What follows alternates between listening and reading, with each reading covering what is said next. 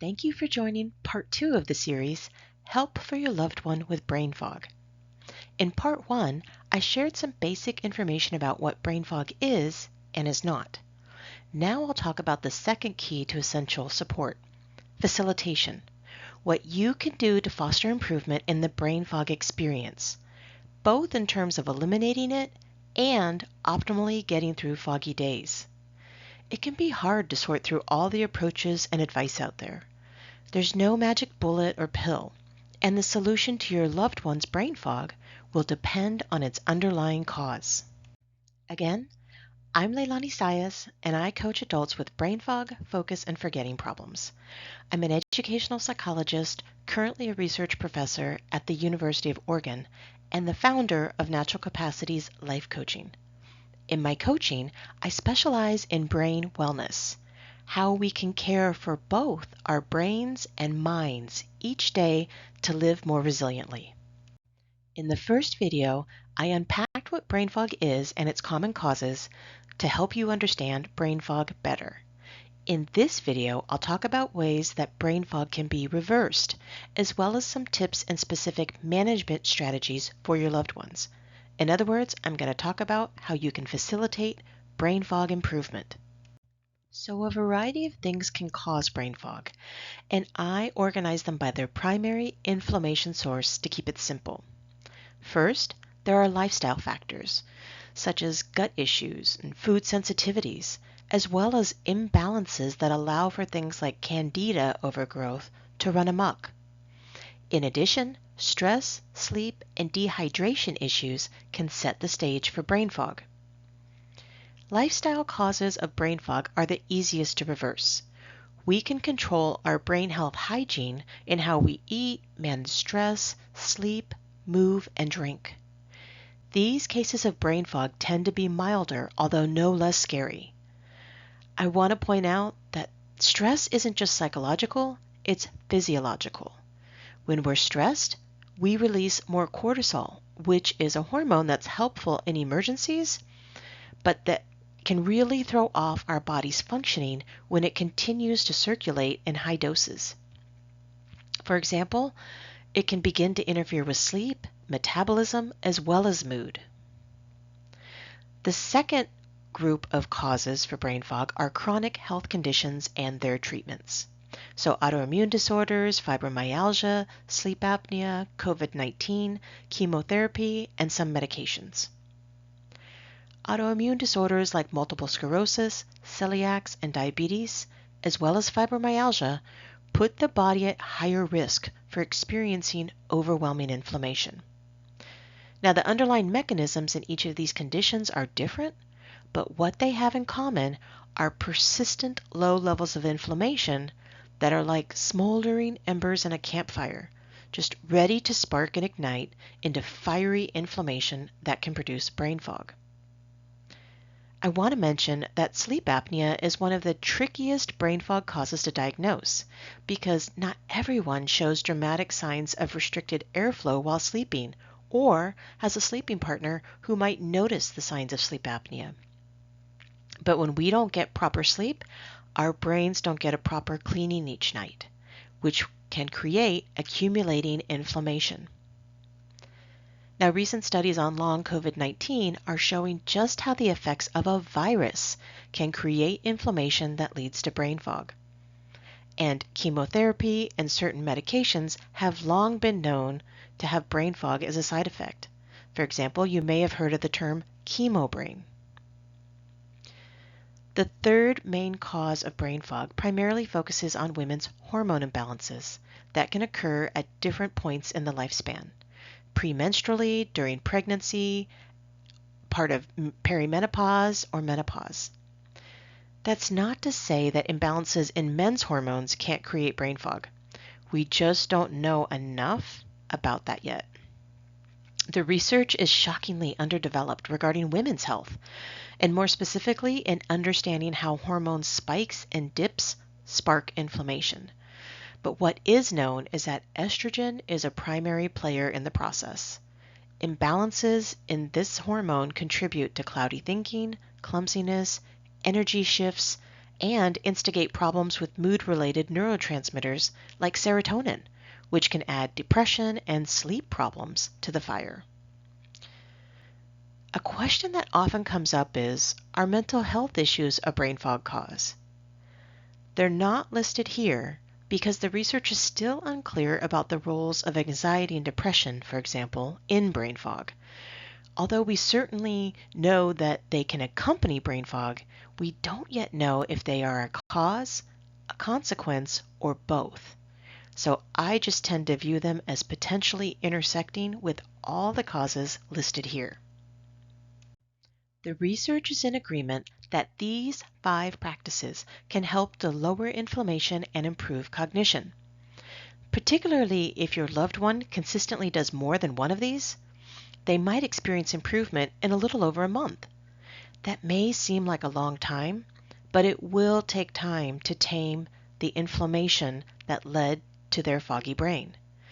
So let me quickly explain each one so that you know why they're important and whether they might be a specific area for your loved one to target. As I mentioned earlier, sleep is crucial for cleaning the brain each night. Getting high quality sleep of around 7 to 8 hours helps to clean out the day's mental byproducts and better organize the information to keep. This amount of time increases the odds that your loved one will complete 3 full sleep cycles. Like a washing machine, we want our brains to go through multiple phases of cleaning, which can occur across different stages of sleep. New research, for example, is revealing that our blood vessels enable different degrees of flow in each stage, which suggests that there's different aspects of cleaning happening. Water is key for basic brain functioning. Our brains are composed of roughly 70 to 80% water, so a sufficient level is needed just to transport nutrients, remove toxins, and conduct those messages across our nervous systems. Now, 64 ounces is a generally good rule. The exact amount your loved one needs will depend on their weight, climate, activity level, and whether they've had any dehydrating teas, coffees, alcohol, or cola. Exercise is critical for circulating hormones and generating new cell connections. Our brains require nearly a quarter of our daily oxygen intake, so heart-pounding exercise is crucial for maintaining good cerebral blood flow or brain circulation. Like the heart, the blood has many blood vessels, so by pumping in more blood and oxygen, the brain gets nourished, and that helps it to restore its energy. Now, in terms of consumption, what we eat fuels our bodies, and roughly 20% of that goes to our brains. So avoiding or limiting fire starters is definitely an important step. And in a minute, I'll share with you about the mind diet, which offers more specific guidance around what to eat and avoid to support cognitive functioning. Of the food types that I've listed here, those containing gluten, sugar, fried, or that are processed, sugar is the biggest problem because it interferes with the brain's ability to metabolize glucose, which it needs for energy. Finally, given that an average brain is believed to generate thousands of thoughts each day, which is pretty high energy use, we need to engage in intentional downtimes for restoration. Now, I'm not encouraging naps, just opportunities for downtime to help regulate brain functioning, like how a thermostat helps to maintain optimal room temperature. The research is showing positive effects with these particular practices, these 4: meditation, Tai Chi, yoga, and intentional brain breaks. If you're unfamiliar with a brain break, they can include brief guided meditation, bird watching, single crayon coloring, activities that make low cognitive and physical demands. So no puzzles, reading, writing, driving, dancing, or even list making. Only activities that allow your brain to shut down most of its activity for about 5 to 15 minutes. So the big idea here is that by adopting these brain healthy habits, you can help to reverse brain fog, especially when they're combined. So the nutritional research has demonstrated some promising results when people follow the mind diet. It's not a product that you can buy. It's a set of research-based guidelines for structuring what you eat and avoid to better support how you think. So it's not a diet. The researchers only use that word because it's based on the Mediterranean and DASH diets, which have really strong support behind them. On the left is a nice infographic overview of the food groups that are covered to give you an idea of what's in it. Studies of the MIND diet have shown that eating this way can strengthen cognition, reduce one's risk for Alzheimer's disease, and improve mood. One of the really nice findings from this body of work is that strict compliance to it wasn't required. Even those who moderately followed the MIND diet received benefits, significant benefits, which is why I like to tell people about it. It's flexible and proven to prevent neurodegenerative delay, which is a fancy way of saying deterioration in brain functioning. So the MIND diet is more like a meal planning framework that you can use to ensure that you're eating the right amount of foods that support cognition and avoid the brain harmful ones. There are recipe books that you can buy, as you can see on the right, but some can make it seem like you need to completely overhaul how you eat, and that's not true. At the end of this talk, I'll share with you a basic MIND Diet's foods tracker that I created to help people stay on track with the recommended amount of food groups consumed each week. The lead researcher of the MIND Diet and the creator, Dr. Martha Claire Morris and her team, did such an amazing job that I want to do what I can to encourage folks to explore how its guidance can be a tool for improving cognitive functioning, whether you have brain fog or not. Now, the brain healthy habits I just shared are the starting point for improving brain fog. More complex cases involve some additional considerations that I want to mention. Depending on the chronic health condition of your loved one, different management plans are needed to help keep inflammation levels as low as possible. So your loved one really needs to get back to the basics in how to optimally care for their specific chronic health condition, especially if it's an autoimmune one. In addition, vitamin D has been shown in studies to be too low, and that helps us to fight inflammation. So it's important that your loved one have their doctor check on the adequacy of their vitamin D levels to ensure that they are sufficiently powered up to calm inflammation. Those diagnosed with sleep apnea really need to use their CPAP machine or other prescribed treatment to prevent breathing disruptions that stop oxygen flow to the brain while sleeping, so that they get a proper brain cleanse each night. In terms of hormones, if the brain fog is PMS timed, too much estrogen may be circulating in the body, and your loved one may want to look into the kinds of treatments that can bring about better hormone balance. Thyroid levels should also be checked because levels that are too high or too low can be inflaming. Brain fog that accompanies pregnancy is often part of the dramatic transformation that women's bodies undergo to support the healthy development of a baby. Studies have shown that pregnancy leads to significant brain changes for moms. So this is all part of the evolutionary process that will subside after the baby is born.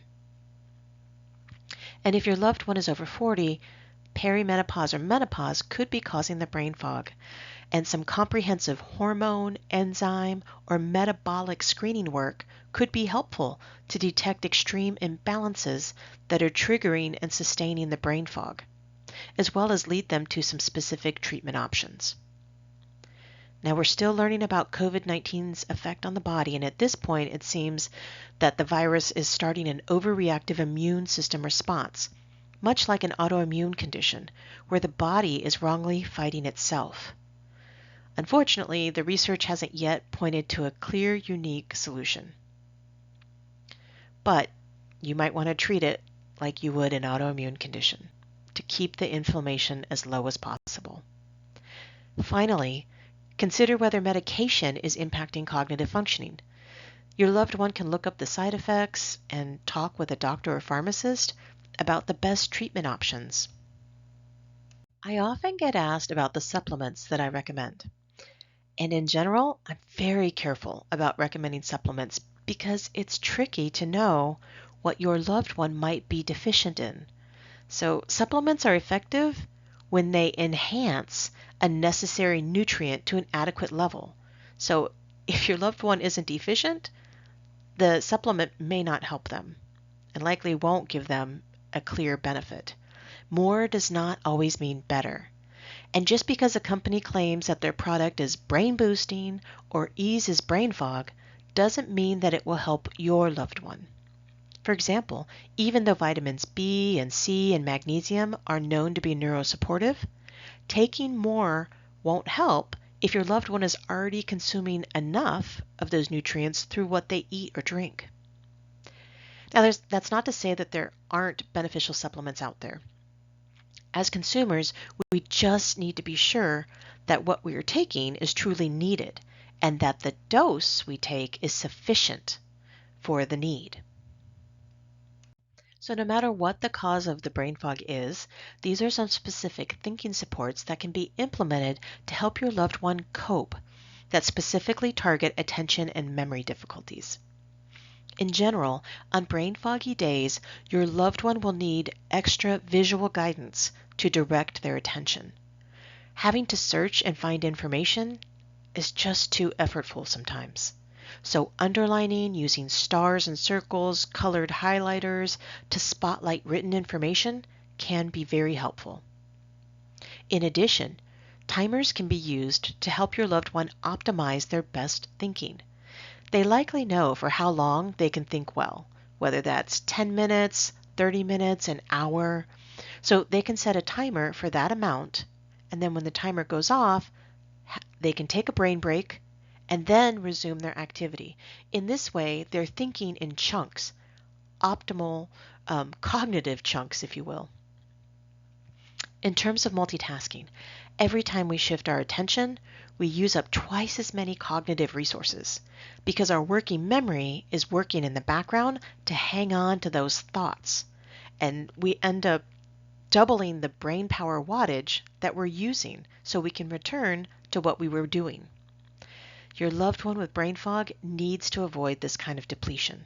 So it's best to refrain from situations where more than one thing is competing for their attention. For example, having the radio or TV on in the background of a conversation is something to be avoided on brain foggy days, even if it's not an issue on other days. Similarly, distractions or anything that diverts focus away should be minimized. This includes cell phone notifications that can draw our attention away from whatever we're doing, whether that's through a ping or visually. Now, regarding memory support, using automated reminders is definitely helpful technology. But low-tech strategies can also benefit your loved one.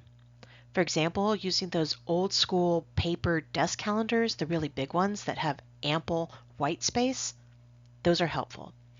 When you have brain fog, you can forget what you did yesterday or this morning, or even what you want to do tomorrow. So being able to offload this type of information, just get it out of the head and onto paper where it's easy to find, especially when thinking can be so unreliable, it really helps brain fog sufferers to feel more cohesive and together. Finally, writing information down, whether that's on sticky notes, in a designated notebook, or on a calendar, is crucial. However, it does require also creating a habit of where to find that information. So for example, if sticky notes are to be used, where is the best place to consistently put them? Or if a designated notebook is going to be used, how can your loved one best carry it around? These are 3 simple and helpful steps that your loved one can take to move past brain fog. The first is for them to track their symptoms as specifically as possible. They want to write down what seems to be happening, the frequency, and for how long the foggy conditions last. They want to also note anything that happened before the episode came on, like what was eaten, was a medication taken, did they take a nap, is a certain time of day, right?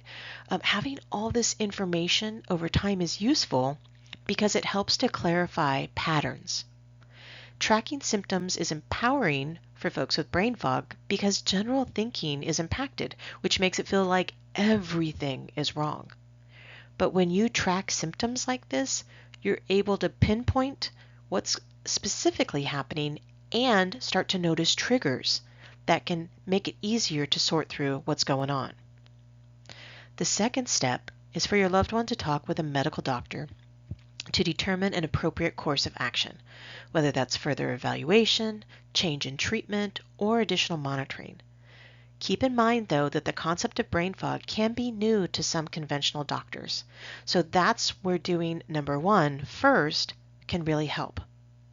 When your loved one comes to their appointment with a summarized list of triggers and symptoms, so not a 5-page essay, but a really concise list that the doctor can review along with their health history, they're helping the physician better determine what to do next. And if your loved one isn't making progress with their general practitioner, they may want to look into seeing a functional medicine doctor who is trained to address the root cause of chronic conditions. These doctors can order lab work and tests, for example, to evaluate underlying hormone, metabolic, inflammation, and lifestyle causes for brain fog. And the third step is for your loved one to consider which brain health and lifestyle choices, whether that's eating, sleeping, drinking, exercise, that they can undertake to improve their brain fog on their own, with your help, or through the help of a hired specialist. Okay, this completes part 2 in the video series. Thank you for tuning in. If you're interested in receiving the Mind Diet Foods Tracker that I mentioned earlier, you can visit my website at www.naturalcapacities.com to download it for free. In the tracker guide, I share how much of the recommended food groups to have each week and to limit so that it's easy to tally up and make decisions about where to potentially make some changes to better support your brain functioning, whether you have brain fog or not. And to make the process of incorporating brain-healthy foods a breeze, I share examples of foods that fit within each food group to easily add it to your meal prep, as well as some quick tips. My hope is that it can help you to integrate the Mind Diet with how you eat, not replace it. So it's for informational purposes only. Join me for the final video in this 3-part series.